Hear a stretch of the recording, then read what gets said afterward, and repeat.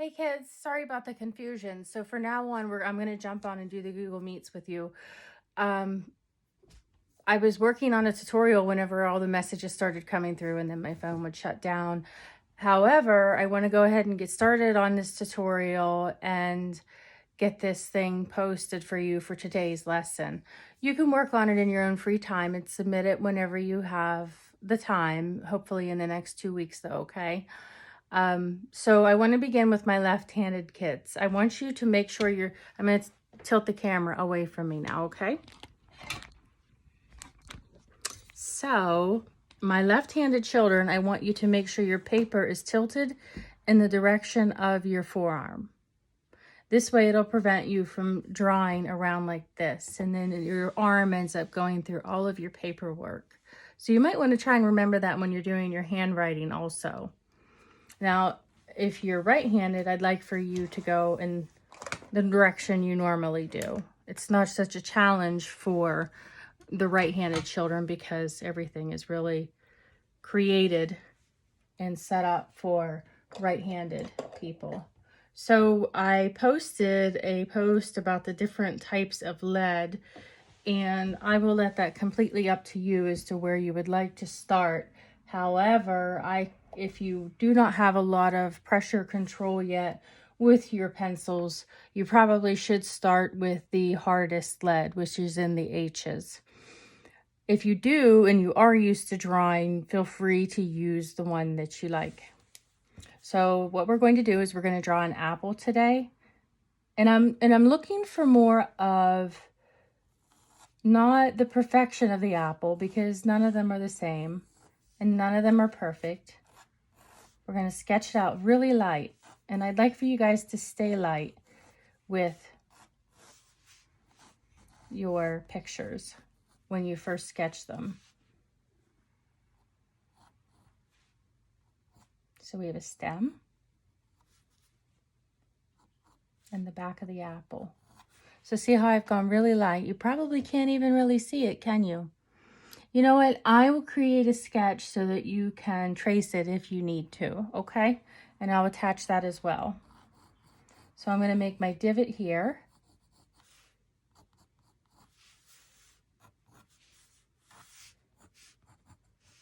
And we have to decide where our light is coming from. So our light, I'm going to put my light coming from over here, up here. So that means my highlight's going to be right here on my apple to the left. And I'm going to start shading with my dark first, so that means I'm going to have a shadow here.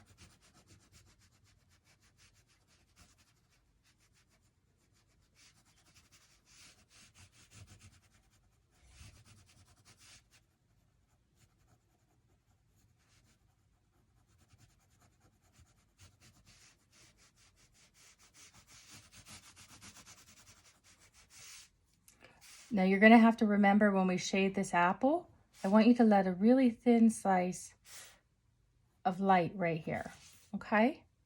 Right here. You can barely see it right now, but we will come back to it. This would be called your reflective light. So my light's hitting up here, but you're still going to get a little bit of shadow here. And I'm going to work on my transitional shadow.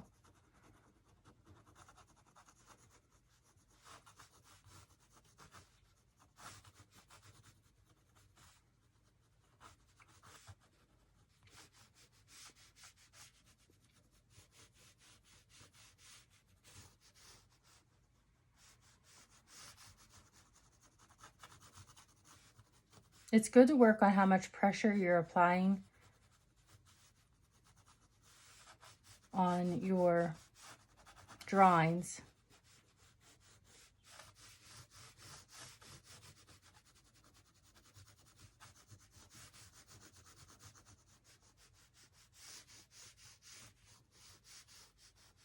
You want to keep it nice and even. And you're going to go in a curved direction, like the shape you're working on. So you almost have to pretend like you can feel the object that you're working on. So I'm going to apply more pressure here because I want my shadow to become darker.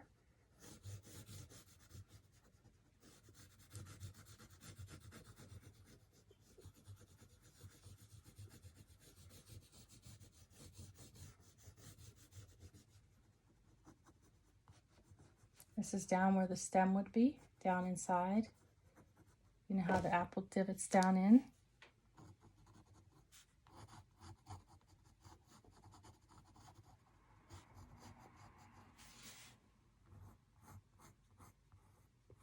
So something else I just realized is I see a lot of kids trying to draw like this, and it's okay in the beginning to draw like that. But when you're shading, you should have your hand laid flat and the tip of the pencil's here, and then you take your fingers around here. And this will give you nice pressure control while you work on your project.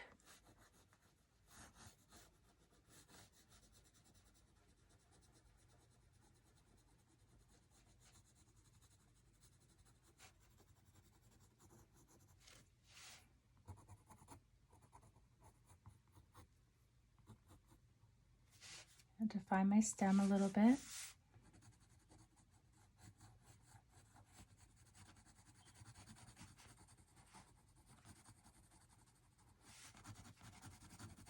Define my shadow.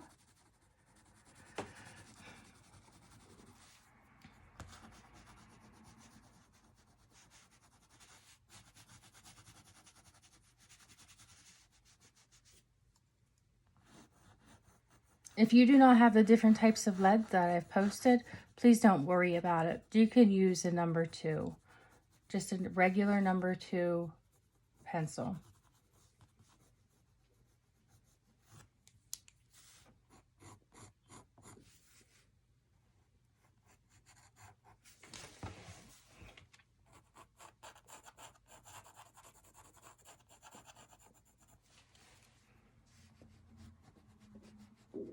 And I'll be on tomorrow all day, and I'll be on this evening. So if you guys have questions, please send them to me.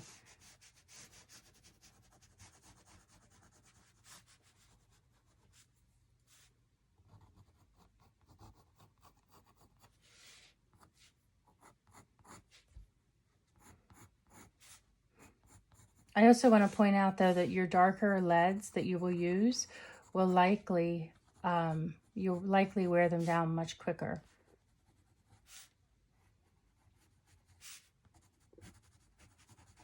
Because of how soft the lead is.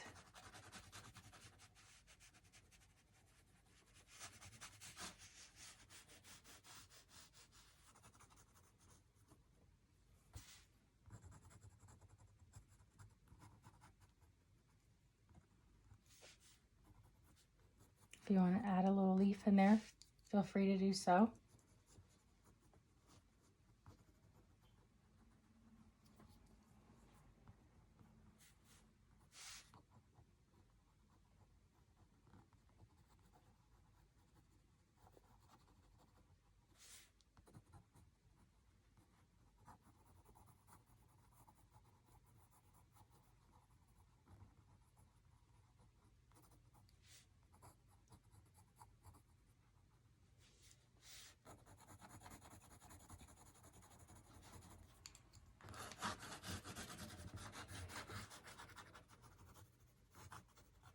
I'm going to stay away from that and give this a quick color.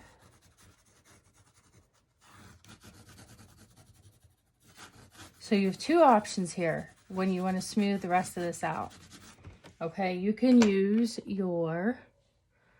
they're like blending sticks. You could use these. Or, I don't know, you'll have to check with your parents first. But sometimes lighter fluid, or if you have a watercolor pencil, which is what I've used here, you can just use water and blend it, or maybe nail polish remover will blend it with a paintbrush. But see how I hold this the same way, and now I'm working on blending this.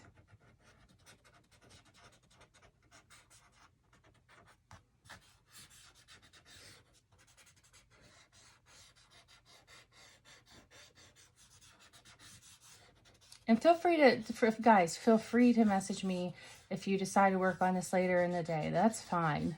I'm usually close by my phone.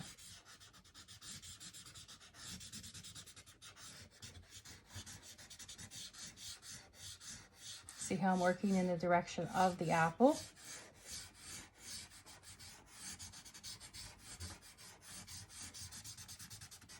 And I'm not looking for you to perfect it, because you're not going to perfect anything at first. I just want you to get the feel for it. And you know, you might find out that you prefer drawing over top of painting or something else that you normally do, like maybe watercolor. I personally prefer watercolor and oil paint. I don't usually draw, but my son and my mother love to draw. That's their medium. So I completely understand if you do or don't like it, but you'll have to know how to draw if you're ever going to paint. So from what I'm looking at right now through my camera, I don't see a lot of value. So what I'm going to do is add a little bit more of the dark lead. So that would mean I need a very nice soft black to make it look like it's got more depth, or a soft lead is what I meant to say.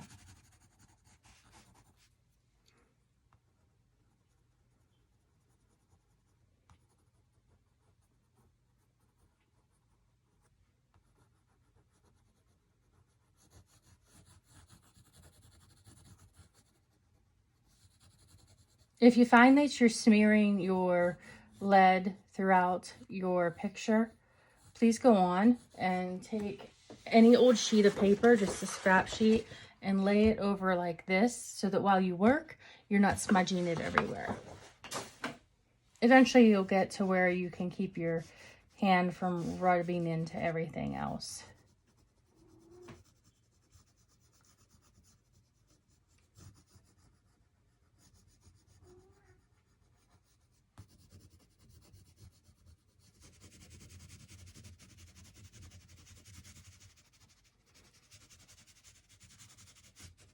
The more values you can add, the more realistic it will look. So I'm going to grab myself a water brush. And this is just, you could use a watercolor pencil.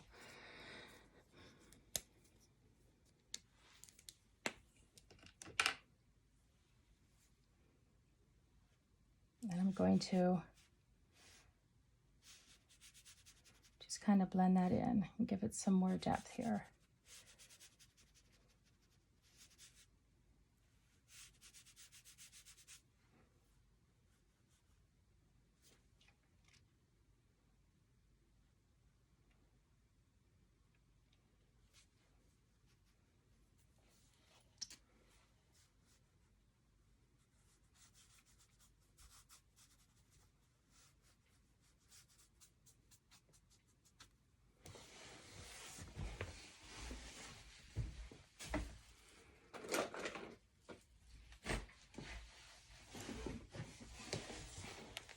I think I need a wider one.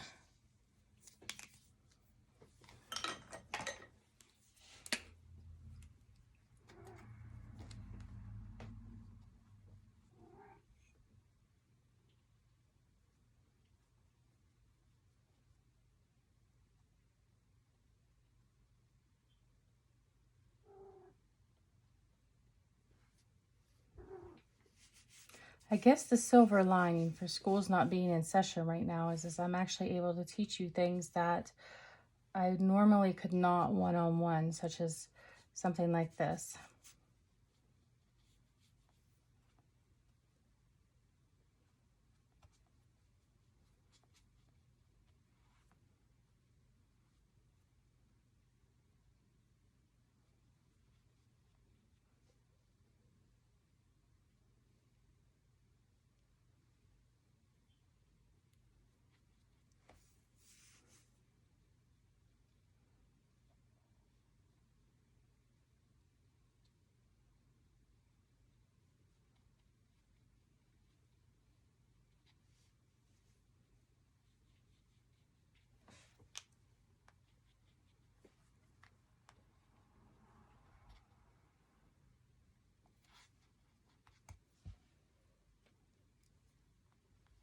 And kids, if there's something you want to learn, please, please message me and tell me. Tell me in class if you know, when we get back in. And when we get back in, we're going to work on finishing the projects we have started so that they're all set aside and we could start working on things like this more often, I think. That way you could take them home also and just message me and say, okay, this is how far I've gotten, Miss Scheimer. What could I do differently?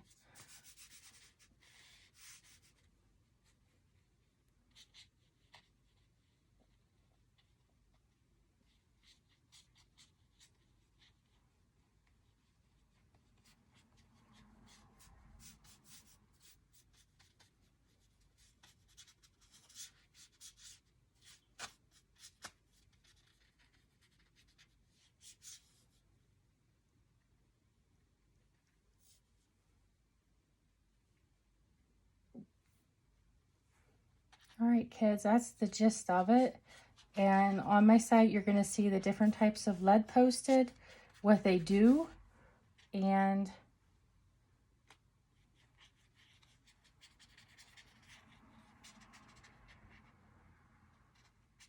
the lessons of Chiaroscuro are posted. So all I want you to do is try and sketch me out an apple in the Chiaroscuro method, like the one that's posted here, and then I will write back and let you know what I see. I'm not asking for perfection, guys. I just really would like for you to learn the simple methods that create this depth so that you can get a more realistic looking picture. As you can see, it's pretty simple once you get the gist of it. It's just the steps to make it happen. So I look forward to seeing all your pictures, and I look forward to hearing from you. Bye, guys.